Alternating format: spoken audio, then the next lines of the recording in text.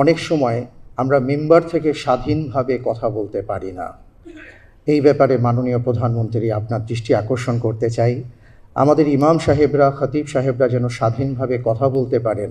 আজকের এই অসাধারণ আয়োজনে আজকের প্রধান অতিথি গণপ্রজাতন্ত্রী বাংলাদেশ সরকারের মাননীয় প্রধানমন্ত্রী জনাব তারেক রহমান এবং ধর্মমন্ত্রী এবং সংশ্লিষ্ট যারা আছেন মন্ত্রী পরিষদ বর্গের সম্মানিত সদস্যবৃন্দ, এবং আমার সামনে আমি দেখতে পাচ্ছি বাংলাদেশের নানা অঞ্চল থেকে আগত মসজিদের সম্মানিত ইমাম, খতিব, খাদেমবৃন্দ, মুয়াজ্জিনবৃন্দ, ধর্মের সম্মানিত ধর্মীয় ব্যক্তিবর্গ, নেতৃবৃন্দ।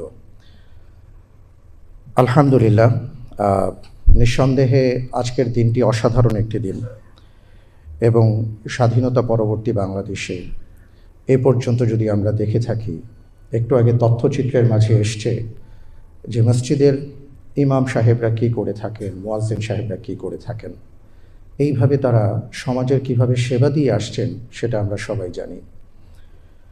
রাসূল সাল্লাল্লাহু আলাইহি ওয়াসাল্লাম মসজিদের ইমামদের যে দায়িত্ব দিয়েছেন, খতিবদের যে দায়িত্ব দিয়েছেন, সেখানে আমি দুটো কথা বলি।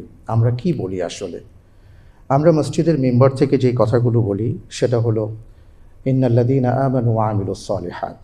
পবিত্র কোরআন বলেছে, আমি যদি ভালো মুসলিম হতে চাই তাহলে আমাকে ভালো মানুষ হতে হবে।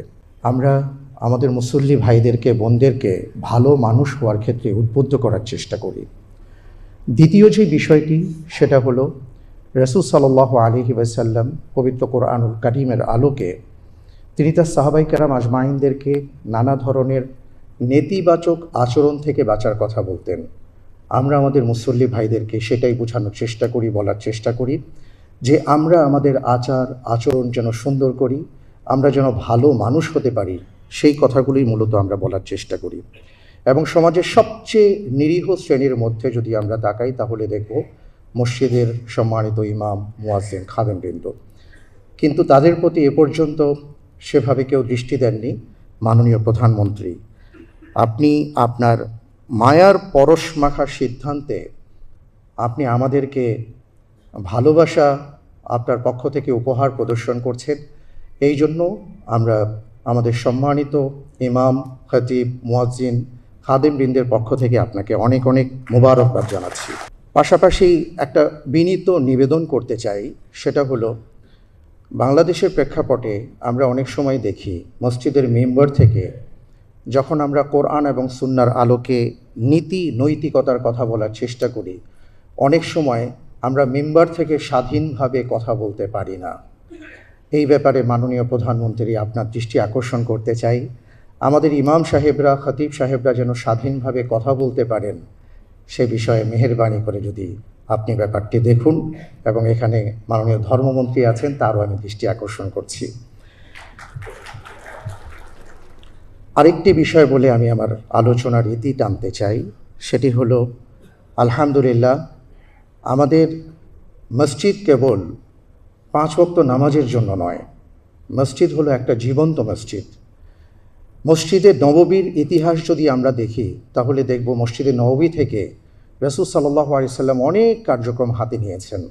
আমি মনে করি বাংলাদেশে যে 2.5 লক্ষ মসজিদ আছে, এখানে যে প্রায় 7-8 লক্ষ মানুষ সম্পৃক্ত আছেন মসজিদের সাথে, আমরা যদি মসজিদের খিদমতের পাশাপাশি আরও সমাজে উন্নয়নমূলক কর্মকাণ্ডে সম্পৃক্ত হতে পারি, বা আমাদেরকে যদি করা হয়, 4 লক্ষ মসজিদ আছে, জাযাকাল্লাহ খায়ের, উনি বলেছেন যে 4 লক্ষ মসজিদের সাথে তাহলে ন্যূনতম 12 লক্ষ মানুষ সম্পৃক্ত আছেন।